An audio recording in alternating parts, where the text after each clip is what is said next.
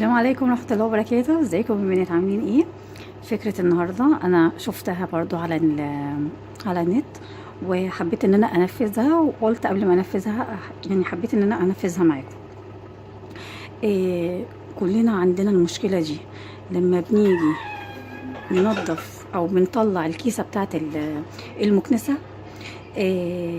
بنتعب بمعنى اصح من الغبار اللي بيطلع والتراب اللي بيطلع.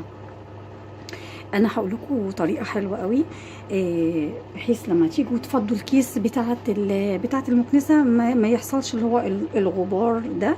وهعمل لكم فكره تانية انا هوريها لكم، بس واحده واحده بقى معايا. اول حاجه احنا بنجيب بخاخ فيه ميه، وبنرش جوه الفتحه دي.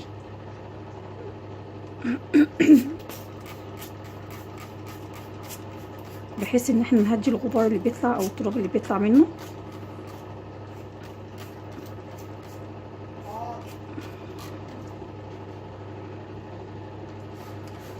ومن بره كمان، يعني احنا بنرش من بره ومن جوه.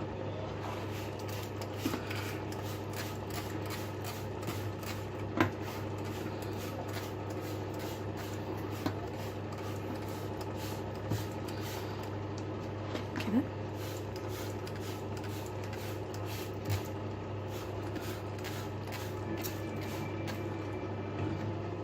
هنجيب بقى كيس ونفضي فيها الكيسه.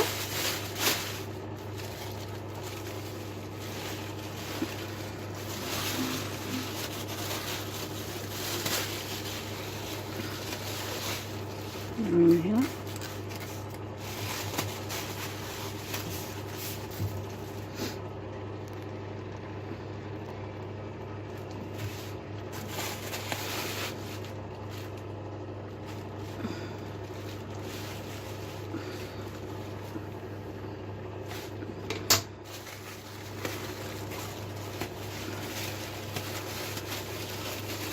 اكيد هتلاقوا برضو تراب طالع، بس هيبقى اقل شويه.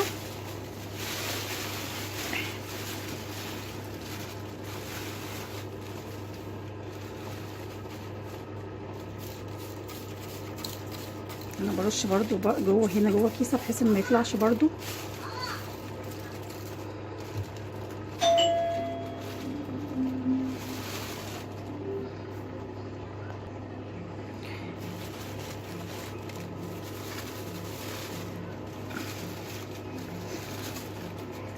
كده بصوا انا فضيته خلاص. طبعا شكله زي الزفت من جوه. الكيس ده بقى انا هروح اغسله وهنشره، وهقول لكم بقى الفكره اللي انا هعملها بعد كده هنعمل ايه. خليكم معايا.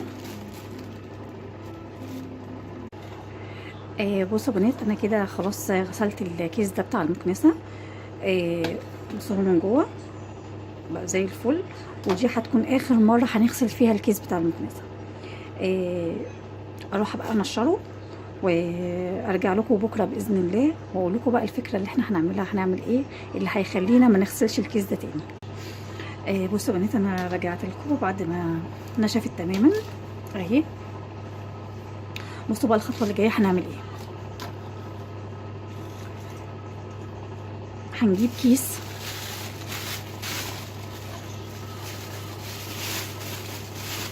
وهدخله من الفتحه دي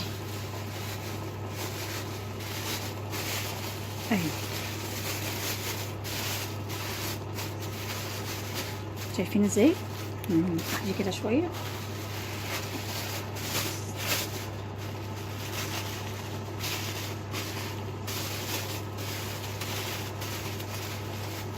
وهنجيب استك. عايزه استك، هجيب استك. ثواني. جبنا استك.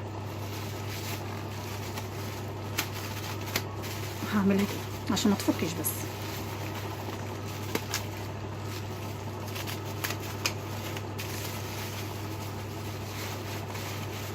اهو تمام كده.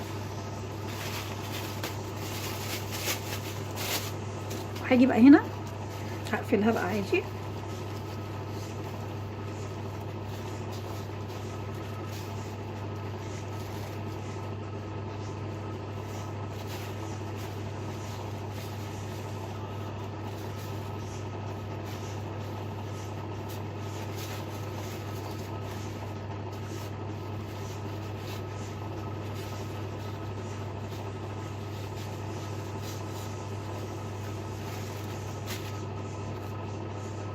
وهقفلها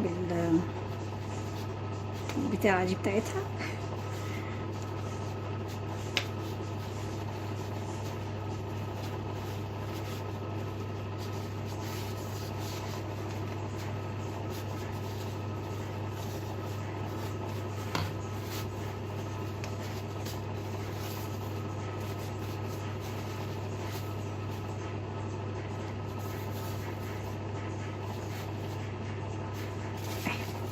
تمام كده.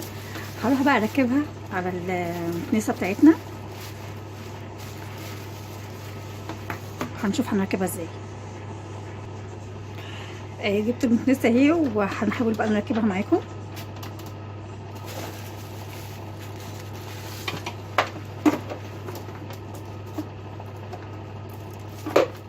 هتركب هنا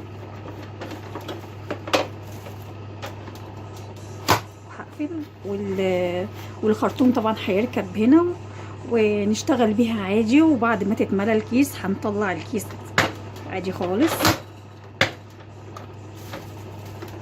بعد ما تتملى نفك الاستك من هنا ونفتح البتاع اللي اتقفل بيها ونشد الكيس ونربط ونرمي، وبعدين نحط كيس تاني جديد، وبكده مش هنغسل الكيس ده تاني. يا رب الفكرة تكون عجبتكم. لو عجبتكم الفكرة يا ريت تعملوا لايك وشير وسبسكرايب وتفعلوا الجرس عشان يوصلكم كل جديد. شكرا، نشوفكم في فيديو تاني. باي باي.